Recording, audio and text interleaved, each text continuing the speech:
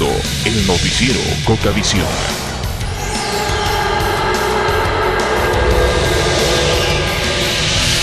Cocavisión, estamos ya en las 19 horas con 40 minutos. Se encuentra con nosotros el asambleísta Tomás Ceballos Vera para dialogar y para conversar sobre aspectos interesantes que tienen relación. Ante todo, la cordial bienvenida, señor asambleísta, a Cocavisión. Bueno, muchas gracias y antes que nada un saludo muy especial a la ciudadanía de la provincia de Orellana, esperando que este año que inicia sea un año de éxito, prosperidad y que todo sea por el bien de la provincia, el bien del país y ojalá que sea un año diferente a los demás, un año diferente al año pasado y principalmente en esos días que se anuncia una consulta y que incluso dicen que una de las preguntas van a poner la explotación del ITT. De una vez hay que haber que hacer una campaña no al ITT y no a la explotación petrolera, no a la contaminación ambiental en nuestro país.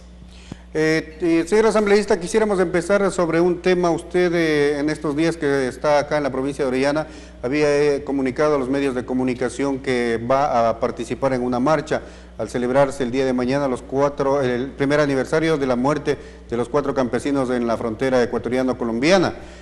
¿Cuál es la situación que se va a hacer mañana? Bueno, el día de mañana se cumple un año del cruel asesinato que fueron víctimas 3 campesinos, no fueron 4, fueron 3 campesinos en la altura del río San Miguel y es un caso de falsos positivos y es lamentable en el país de que en este gobierno de la Revolución Ciudadana se den crímenes como estos.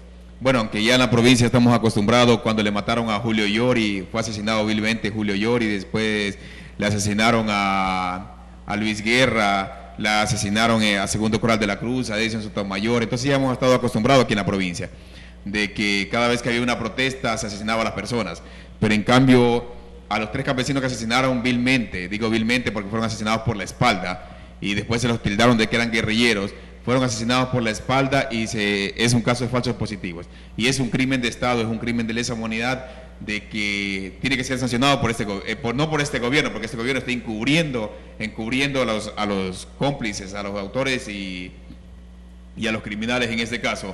Pero vamos a ver qué es lo que pasa. Yo he pedido a la comisión, a través de la comisión de Derecho Colectivo, que se llama el ministro de Defensa y se llama la comparecencia del ministro de Seguridad Interna, que son los 2 responsables del plan de militarización de la frontera norte y son los responsables de la seguridad del país. Los 2 ministerios, en este caso el ministro de Defensa, Javier Ponce, y el exministro de Seguridad Interna, Miguel Carvajal, que ellos serían los responsables. El día de mañana hay una serie de eventos, incluso se tiene un plantón en la presidencia de la República, después de eso va a haber un plantón en las afueras de la Asamblea y se va a hacer una misa campal, tengo entendido, al mediodía con los familiares de los asesinados fuera de la presidencia de la República.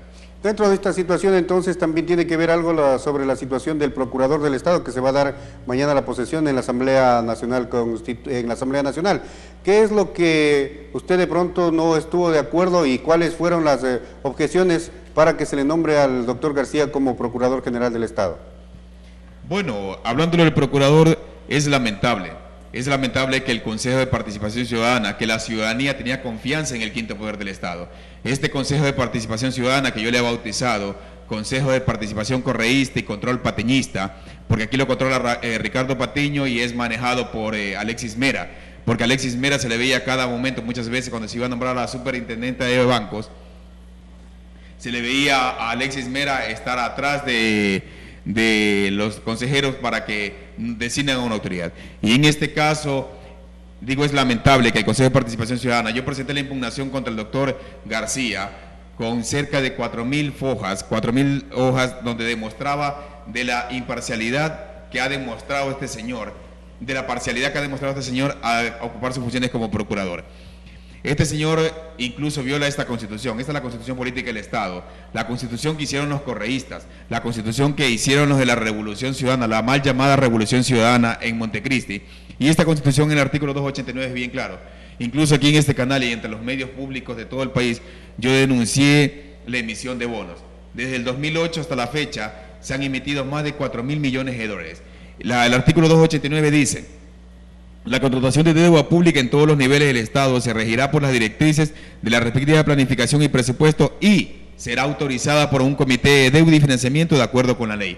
Recién el 22 de octubre del año pasado fue creado este comité y fue a través de la ley de planificación y finanzas públicas, se creó este comité. Recién el 22 de octubre del 2010 hubo la legalidad para emitir bonos, pero el procurador actual, que fue ratificado por el Consejo de Participación, que no le sirvieron de nada las pruebas que presenté. ¿Por qué? Porque involucraba al presidente de la República, involucraba al secretario de Desempleados, involucraba a los ministros de Finanzas que han transitado por el Ministerio de Finanzas y que han emitido ilegalmente bonos por más de 4.000 millones de dólares, entonces no eran prueba para ellos. De la misma manera, y con los informes vinculantes del procurador, se emitieron los bonos.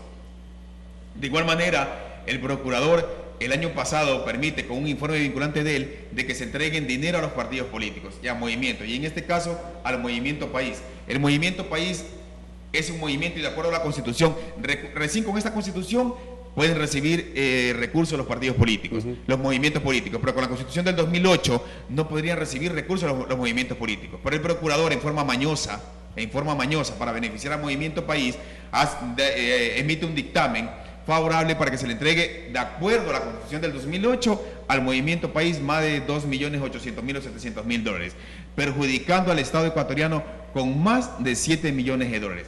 Y de igual manera, con eso sirvió de base para que en los días pasados, ustedes se acuerdan cuando se unió la partidocracia que tanto critica Rafael Correa, se unió el hambre y la necesidad, se juntó el agua y el aceite. Dice que por la plata baila el perro, y así sucedió esta vez, que se unieron todos los partidos políticos de oposición y del gobierno para aprobar en forma ilegal, violando la Constitución, a aprobar la reforma al Código de la Democracia para repartirse más de 40 millones de dólares en los partidos políticos y movimientos políticos, y a la cabeza Movimiento País. Es lamentable que cuando se trata de dinero, ahí no importe nada, ni se legisla en favor del pueblo, sino que en favor de los intereses. Entonces está pagando favores políticos. Está pagando favores políticos. Entonces el procurador hace dictámenes para emitir bonos. El procurador da dictámenes, emite dictámenes vinculantes para que se le pague dinero a los partidos políticos. Incluso este procurador, que es un vago, un ineficiente, un incapaz. ¿Por qué digo esto? Porque tenemos nosotros una demanda que nos siguieron en un laudo internacional en el CIADI, y el 30 de marzo del 2010 perdimos ese laudo. Y ese laudo que nos sigue la Texaco. Vean, es algo sorprendente que la Texaco venga a denunciarla al Ecuador. La Texaco le pone una demanda al Ecuador por casos prescritos y casos que eran desde 1973, desde la época de la explotación de petrolera, desde la época de la dictadura de Guillermo Rodríguez Lara, vienen a demandar al Ecuador.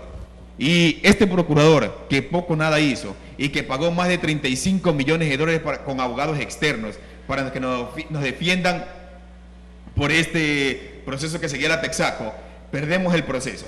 Yo le pregunto a usted y le pregunto a toda la ciudadanía que está viendo en este momento, si ustedes tienen un abogado ciudadanos, ustedes tienen un abogado y ese abogado es un vago, es un incapaz, es un inepto, y ese abogado pierde un proceso, ¿ustedes le volverían a confiar en ese abogado?